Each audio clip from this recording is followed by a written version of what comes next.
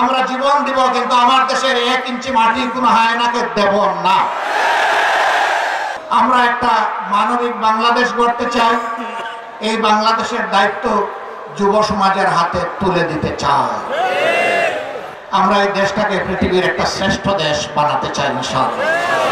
কিন্তু আমাদের আকাশে আজকের মেঘের কথা বলছি না, কালো শকুন এখনো ঘোরাফেরা করতেছে।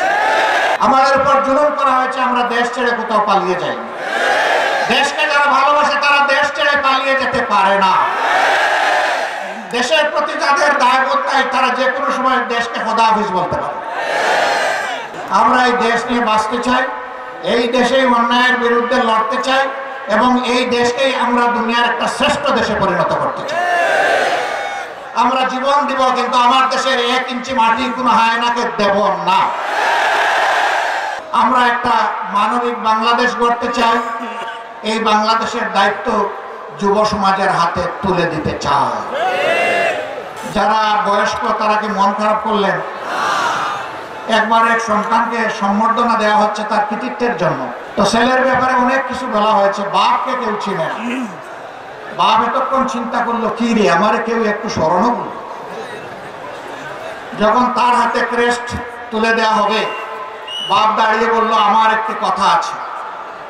এত সময় আপনারা যাকে সম্বর্ধনা দেওয়ার জন্য অনেক প্রশংসা করেছেন, দেখতে হবে ছেলেটা কার। আলহামদুলিল্লাহ, এক কথায় সব কিছু বুকের ভিতরে এসে গেছে। বুকের ছেলে যেমন বুকে থাকে, বুকের ছেলের কৃতিত্ব তেমন বাবার বুকে চলে আসে।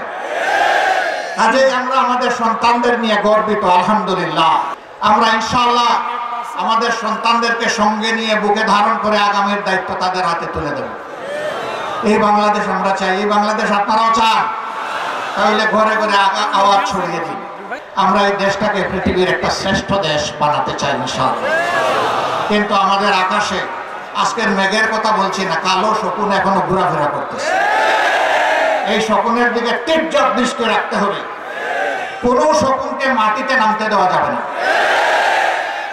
কারো পাতা ফাঁদে আমরা পা দিব না ইনশাআল্লাহ।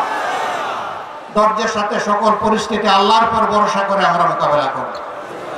আজকে আপনাদের সামনে এই শহীদ ঈদগায় দাঁড়িয়ে দুটি কথা বলার সুযোগ যে মহান মাবুদ আমাকে দান করলেন, আমি সেই মহান মাবুদের দরবারে শুকরিয়া আদায় করছি। দেশে বিদেশে স্বৈরাচারের হাত থেকে দেশটাকে মুক্ত করার জন্য সমান তালে অনেকে লড়াই করেছেন। আমি আজকে এই জনসভা থেকে প্রবাসে অবস্থানরত আমাদের বন্ধুদেরকে বিশেষভাবে আমি অভিনন্দন এবং মোবারকবাদ জানাচ্ছি। তারা লড়াই করতে গিয়ে দেশের ভিতরে তাদের আত্মীয় স্বজনকে নাজাহাল করা হয়েছে। সাংবাদিক কনক সরোয়ার নিউ ইয়র্কে বসে বাংলাদেশের মানুষের অধিকারের পক্ষে লড়াই করেছে।